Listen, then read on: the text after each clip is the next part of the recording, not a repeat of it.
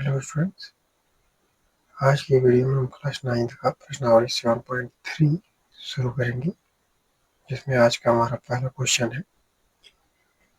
त्रिभुज ABC और त्रिभुज DBC एक ही आधार BC पर बने दो समद्विबाहु त्रिभुज इस प्रकार है कि A और D भुजा BC के एक ही ओर स्थित हैं। यदि AD बढ़ाने पर BC को बिंदु P पर प्रतिच्छेद करे तो दर्शाइए कि त्रिभुज ABD सर्वांगसम है त्रिभुज ACD के।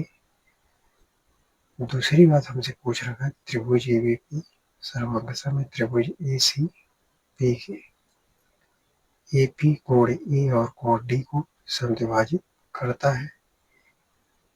AP रेखाखंड BC का लंब समद्विभाजक है। हम पहले वाले क्वेश्चन को लिखते हैं, त्रिभुज ABD त्रिभुज ACD के सर्वांगसम है।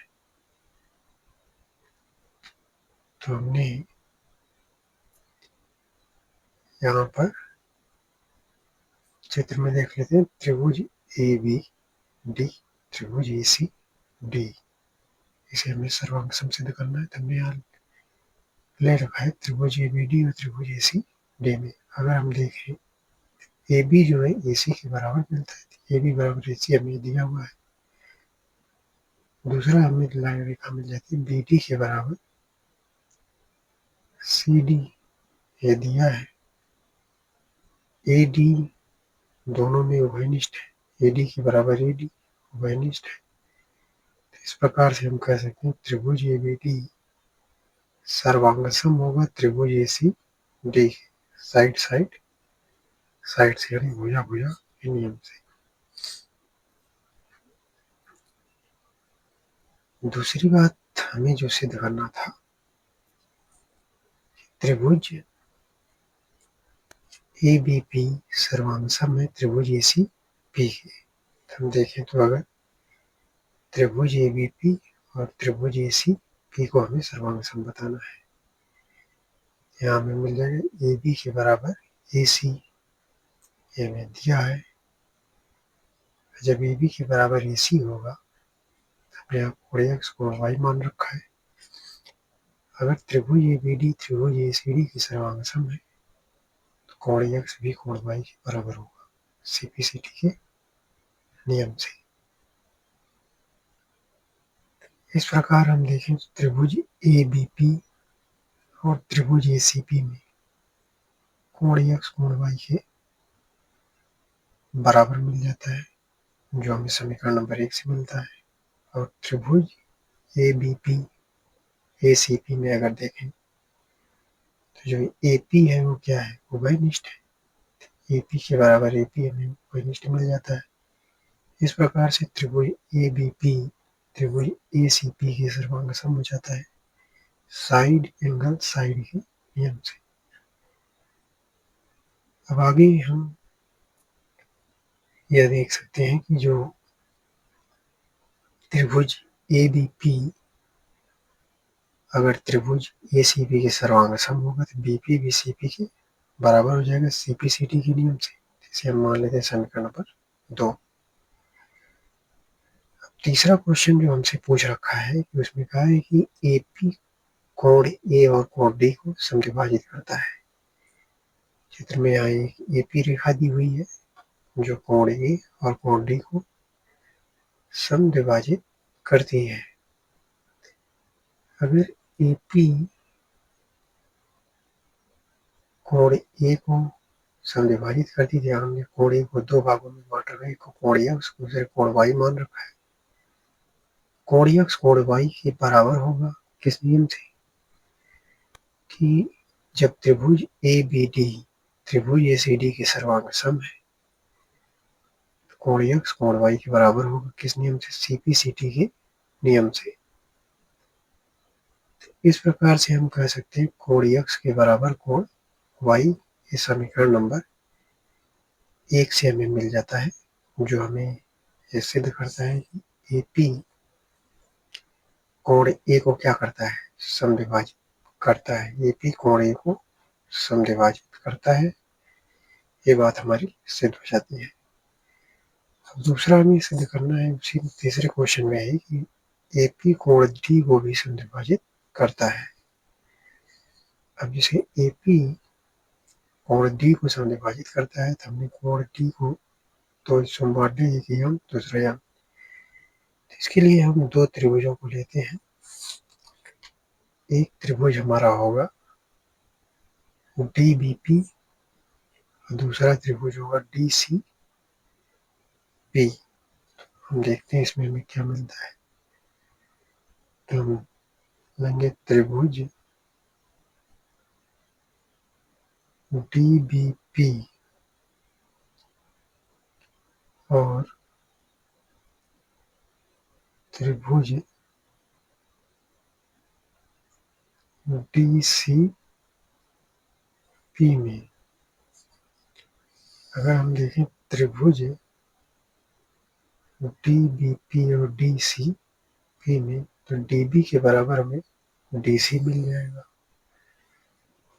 तो हम लिख सकते हैं DB बराबर DC।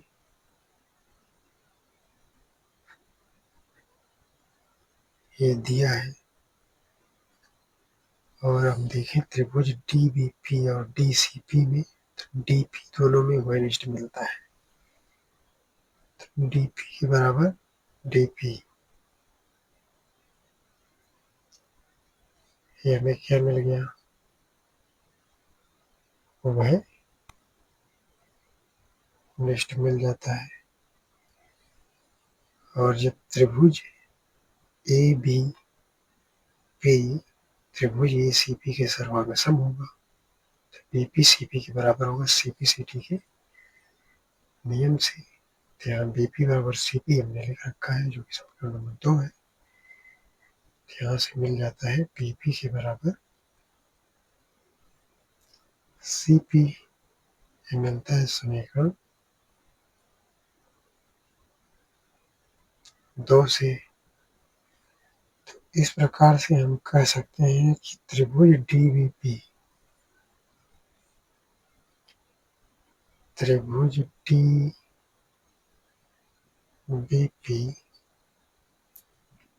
सर्वांग सम हो जाएगा त्रिभुज DCP के किस नियम से, साइड के नियम से, यस के नियम से हो जाएगा। जब त्रिभुज DBP त्रिभुज DCP के सर्वांग सम होगा तो हम ये कह सकते हैं कि जो कोण यम है कोण यम के क्या होगा, बराबर होगा किस नियम से, CP CT के नियम से। तो इस प्रकार से हम कह सकते हैं कि कोण यम बराबर कोण यम किस नियम से, CP CT के नियम से। इस प्रकार हम कह सकते हैं कि AP कोण A और कोण D को समद्विभाजित करती है।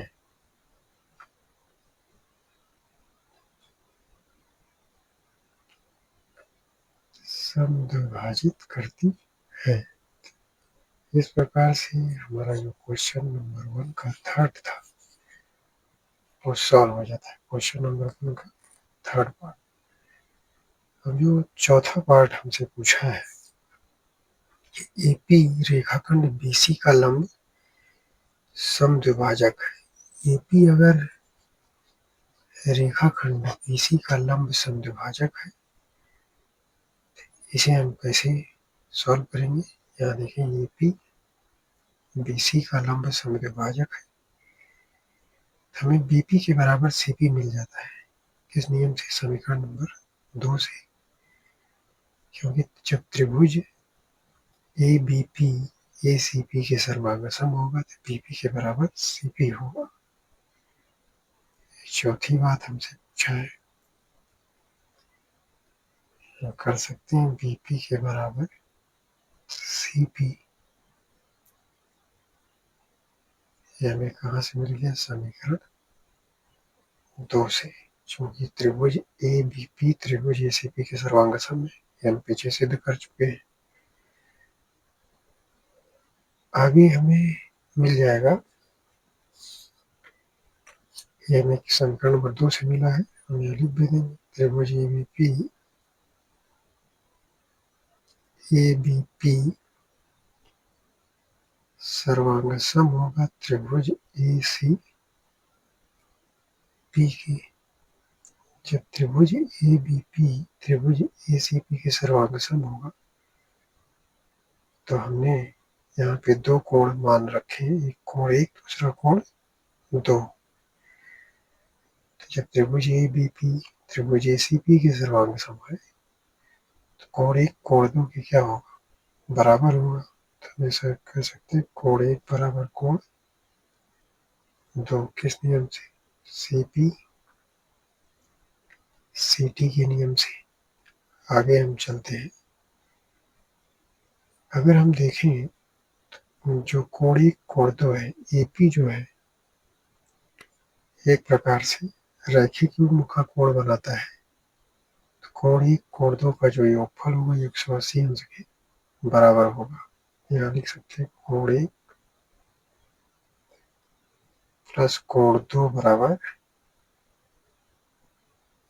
180 अंश। किस नियम से? रैखिक युग्म के नियम से। अब अगर कोण 1 कोण 2 के बराबर है, क्या कह सकते हैं? कोण 1 प्लस कोण 1 बराबर 180 अंश। यहाँ आ जाएगा 2 कोण 1 बराबर 180 अंश। कोण 1 बराबर 180 अंश बटे 2। इसको हल करते हैं तो आ जाएगा 2 एकम 2 9 18 90 अंश। कोण 1 बराबर 90 अंश। अब जो कोण 1 है, ये 90 अंश हमें मिल जाता है, तो कह सकते हैं अतः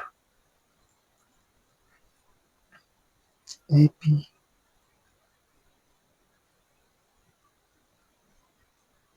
बी सी का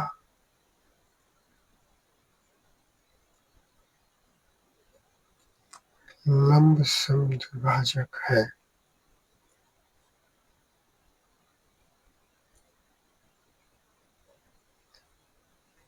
ए पी बी सी का लंब समद्विभाजक है। ये बात हमारी सिद्ध हो जाती है। जो ए पी है वो बी सी का लंब समद्विभाजक है। इस प्रकार से हमारा क्वेश्चन नंबर 1 पूरा सॉल्व हो जाता है। अब हम चलते हैं क्वेश्चन नंबर 2 पर। क्वेश्चन नंबर 2 हमसे कह रखा है, ए डी एक समद्विबाहु त्रिभुज एबीसी का शीर्ष लंब है, जिसमें ए बी बराबर ए सी है। दर्शाइए कि ए डी रेखाखंड बीसी को समद्विभाजित करता है। ए डी कोण ए को समद्विभाजित करता है। इसके लिए हमें एक त्रिभुज बनाना पड़ेगा। तो हम एक त्रिभुज बना लेते हैं पहले। हमारा त्रिभुज हो जाता है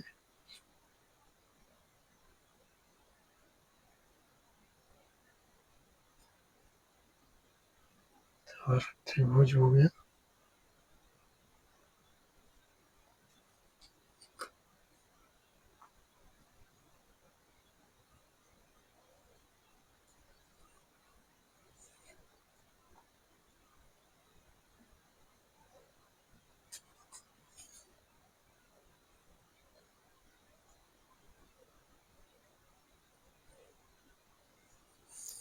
इस त्रिभुज का हम नामांकन कर लेते हैं। इस त्रिभुज का नाम हमने दे रखा है ए बी सी। हमारा हो गया A B C, A B C. और इसका जो लंब शीर्षलंब है, इसका नाम BC का शीर्षलंब। ये AD है, इसको D मान लेते हैं। अब हमसे कहा है कि इसमें AB के बराबर AC दिया है, जो AB है वो AC के बराबर है। AD समद्विबाहु त्रिभुज ABC का शीर्षलंब है। AB AC के बराबर दर्शाइए कि AD रेखाखंड BC को समद्विभाजित करता है। तो हमें इसे सिद्ध करने के लिए हम दो त्रिभुजों को लेंगे। एक त्रिभुज हमारा होगा ABD, दूसरा ACD। तो हम देखते हैं त्रिभुज, पहला हम लेते हैं त्रिभुज ABD और त्रिभुज ACD में, ABD और ACD में हमें लेते हैं। इसे हम सर्वांग सम सिद्ध करेंगे। पहले हम इस कोण को मान लेते हैं। यहाँ पर दो कोण बन रहे हैं। एक को मान लिया हमने x, दूसरे को y, इधर एक को मानते हैं m, दूसरे को n। इस प्रकार से त्रिभुज ABD और त्रिभुज ACD में हम देखें तो कोण x के बराबर कोण y मिलेगा।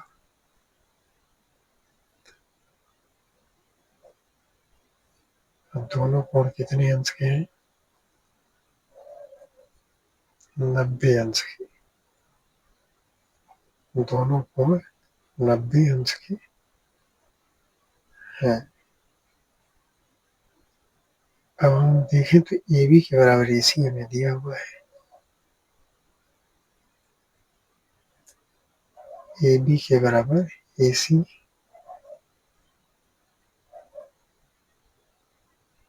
ये हमें दिया है। अब त्रिभुज ABD और ACD में अगर देखें तो जो AD है दोनों त्रिभुजों में आता है। AD के बराबर AD होगा। ये क्या है? उभय निष्ठ। इस प्रकार से त्रिभुज ABD त्रिभुज ACD की क्या होगा? सर्वांग सम हो जाएगा। किस नियम से?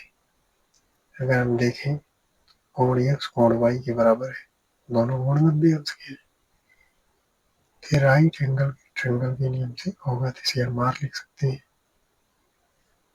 और ये देखें अगर हम कोण के जो सामने की भुजा है वो सबसे बड़ी भुजा है त्रिभुज की, तो ये कर्ण हो जाएगी। यहाँ भी देखें तो कोण के सामने की भुजा कर्ण ही है। तो कर्ण को हम क्या कहते हैं? हाइपोटेनियस कहते हैं। तो इसको यस से प्रदर्शित कर सकते हैं।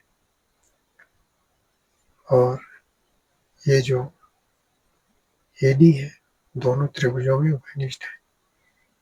यह एक भुजा है, इसको यस से प्रदर्शित कर सकते हैं। तो इस प्रकार हम कह सकते हैं त्रिभुज ABD सर्वांग सम होगा त्रिभुज ACD। किस नियम से? RHS के नियम से। जब त्रिभुज ABD ACD की सर्वांग सम होगा, जो BD है वो CD की क्या होगी? बराबर होगी। CPCT के नियम से हम कह सकते हैं BD बराबर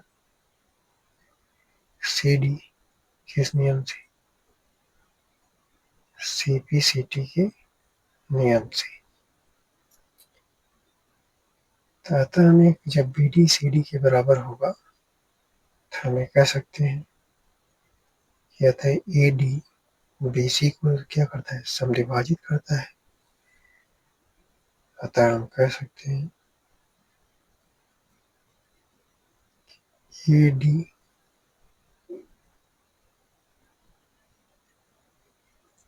BC को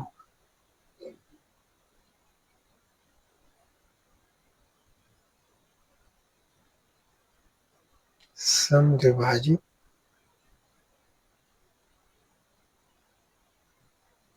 करता है। दूसरी बात हमें यह सिद्ध करना है कि AD कोण A को समद्विभाजित करता है। हमने चित्र में मान रखा है कोण M कोण N। अगर त्रिभुज ABD त्रिभुज ACD के सर्वांग सम होगा तो कोण M कोण N के क्या होगा, बराबर होगा CPCT के नियम से। तो यहाँ दूसरी बात में लिख सकते हैं, जब त्रिभुज ABD ACD के सर्वांग सम है तो कोण M कोण N की क्या होगा, बराबर होगा CPCT के नियम से। अतः हम कह सकते हैं AD कोण A को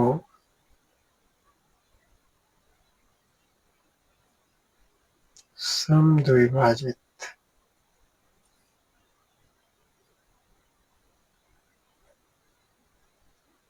करता है। इस प्रकार से हमारे क्वेश्चन नंबर 2 भी सॉल्व हो जाता है। हम आशा करते हैं कि आपको क्वेश्चन समझ में आए होंगे। वीडियो को लाइक करें, चैनल सब्सक्राइब करें। धन्यवाद।